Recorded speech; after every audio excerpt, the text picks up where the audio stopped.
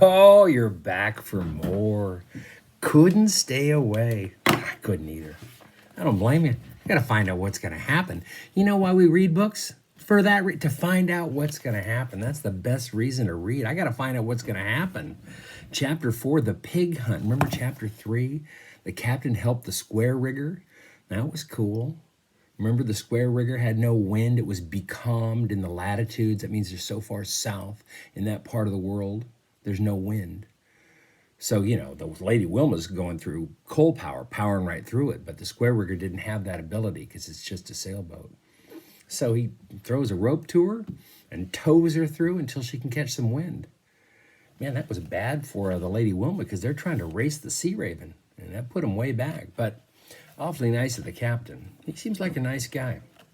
Chapter 4, the pig hunt. Remember the pig? What's the pig's name? Good Luck. Chapter 4, Jack began to dread Sunday dinners. It was bound to be Good Luck's turn to be on the menu soon. The pig no longer came trotting after him, it was true, for Jack had tied up the pen to make it escape-proof, but the porker remained on his mind, if not on his heels. And then with Rio de Janeiro, only a few days away, that's in Brazil, they're pretty far south. They made it all the way down the United States, all the way through Central America. They're almost into South America. And then with Rio de Janeiro only a few days away, Jack saw the cook leave the galley with a heavy meat cleaver in his hand. Good grief, thought Jack. He's going for Good Luck. Without a second thought, Jack went sliding down the nearest ladder. When the cook arrived at the animal pens, the porker was gone, and so was Jack. "It's that boy," he shouted, waving the meat cleaver. "Pigs is for eatin', not for pets." Soon, even the gold seekers joined in for the pig hunt, for a promise of fresh pork made their mouths water. They looked above decks and below decks. They glanced up masts and down ventilators. The cook himself went searching through the cargo hold where Monsignor Gaunt, a Frenchman, in the rough homespuns of a farmer, was watering his precious grape cuttings. "Have you seen a pig down here?" growled the cook. "No, monsieur," answered the Frenchman. "But rats, oui." Oui means yes, yeah, lots of rats. The chase continued. The pig hunters looked everywhere but the captain's stateroom, which was fortunate, for Jack and Good Luck were behind the open door. "Not a sound out of you," Jack whispered. The pig, snorting out of sheer love, rubbed his ever-fattening side against Jack's leg. "Shh." Just then the captain himself could be heard approaching along the passageway. But when he entered his cabin, there was no sign of pig or boy. He hung up his blue cap, yawned, and took a nap. When he was sound asleep, Jack and Good Luck crept out from under the bunk, where there was hardly room to breathe. Jack looked round, wondering what to do next. It seemed hopeless, but he wasn't going to deliver up the porker to the cook without a battle. Leaning his bristled back against Jack's leg, the pig grunted a loud word of endearment and almost woke the captain. Jack's breath caught.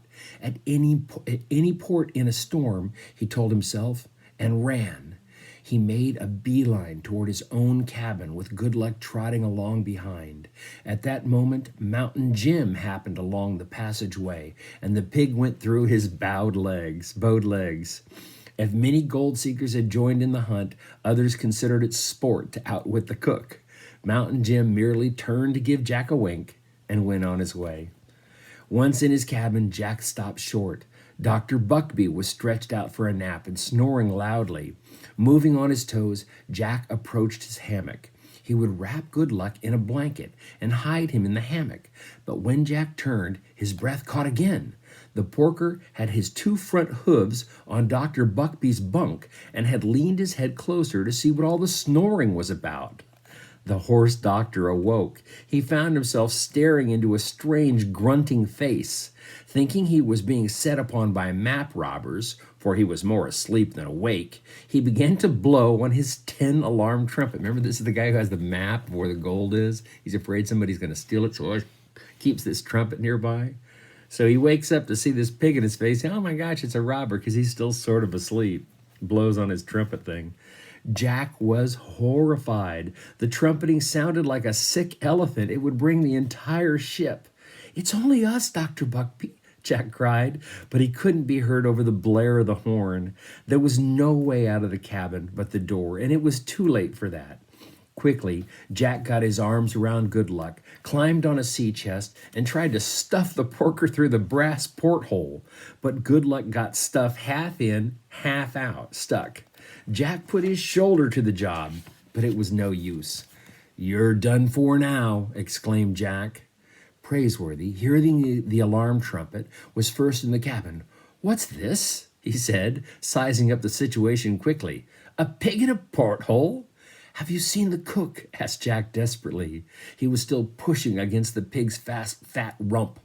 "A few paces behind," said Praiseworthy, opening his black umbrella. "Step aside, Master Jack." When the cook entered, together with several gold seekers, there was no pig to be seen.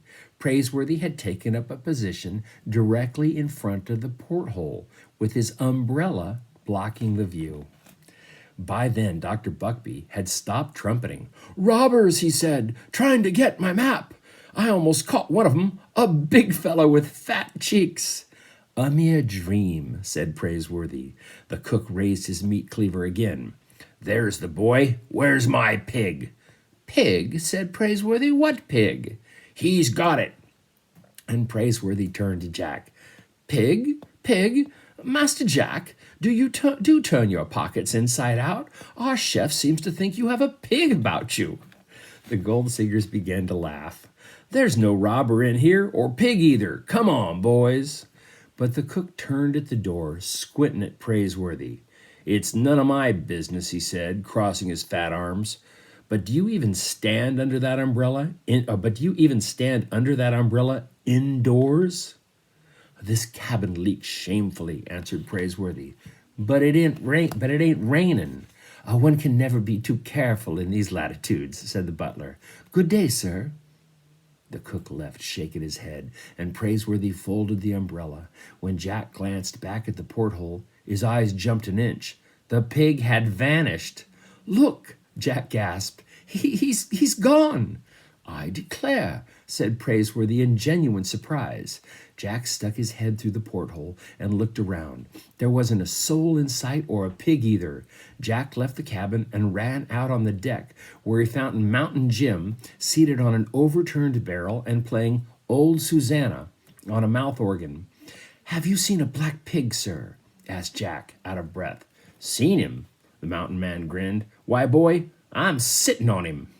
And he tapped the side of the barrel with his harmonica. Jack wiped the sweat off his forehead and began to smile.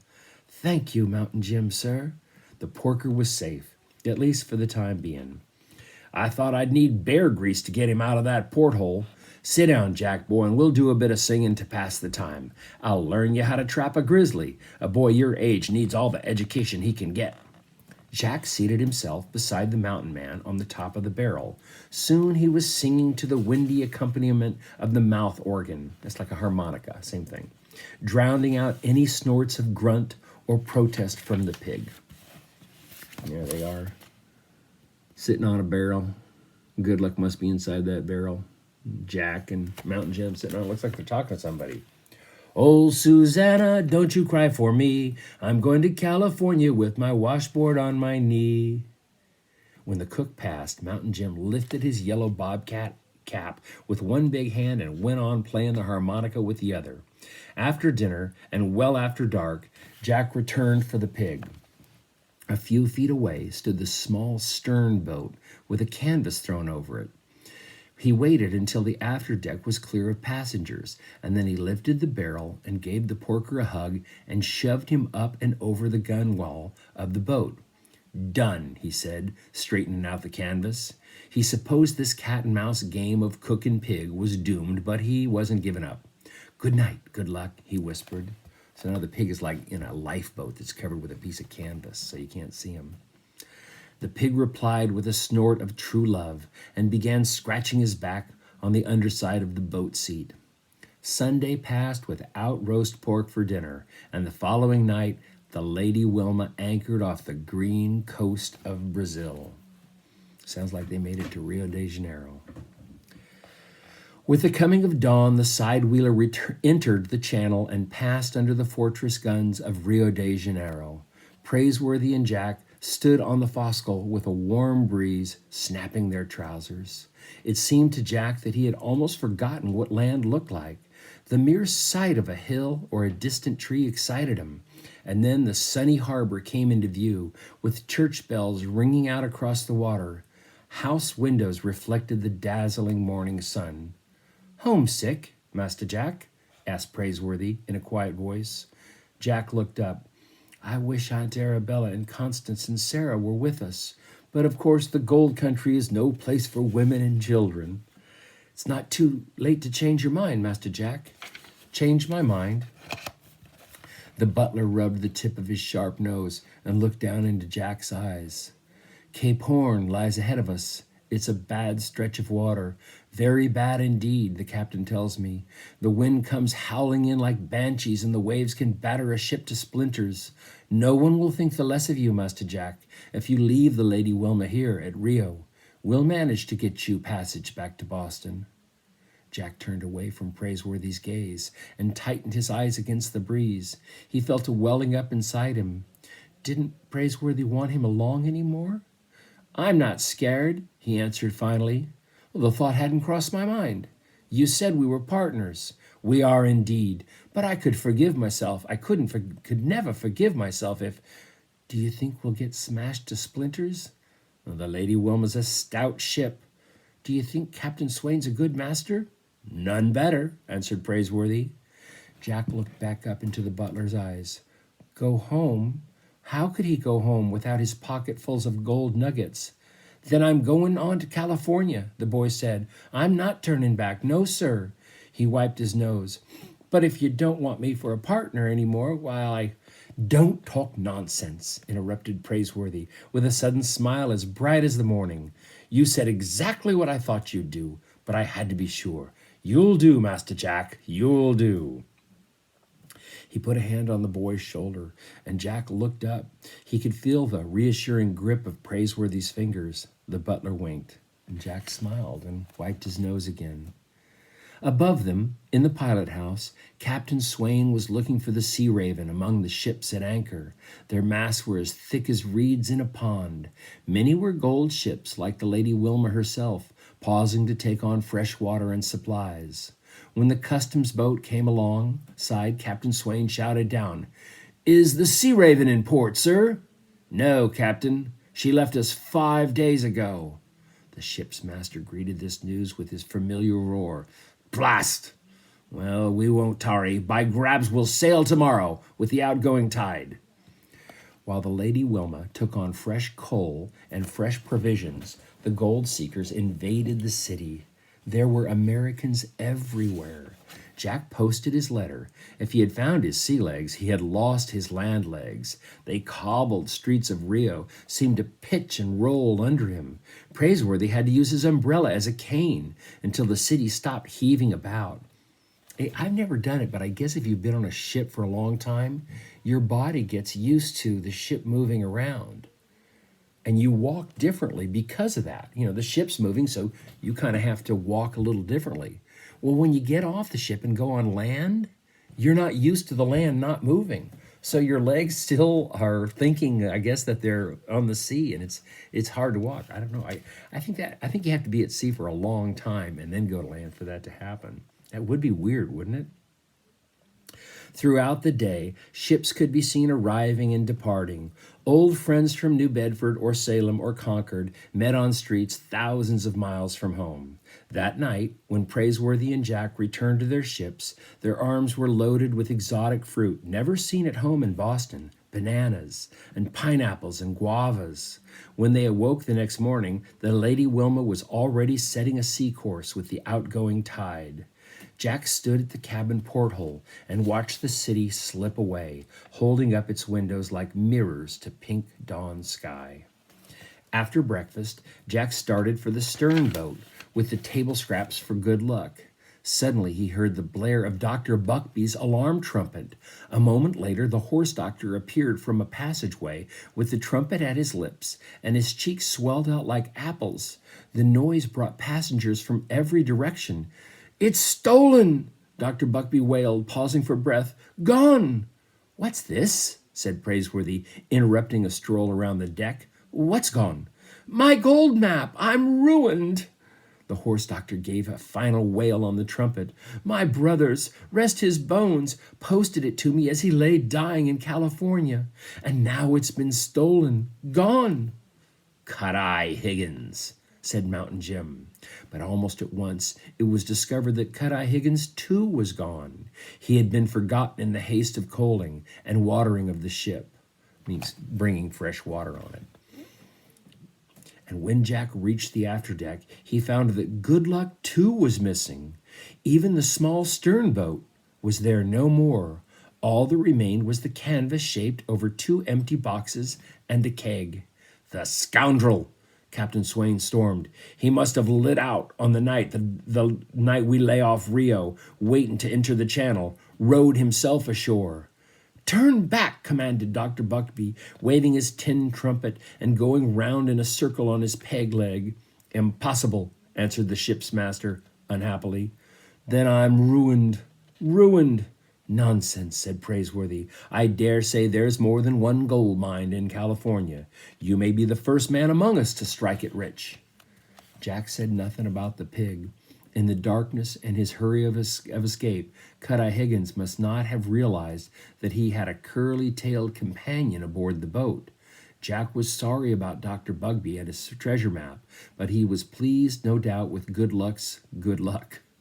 The thief had no doubt beached the pig with the boat.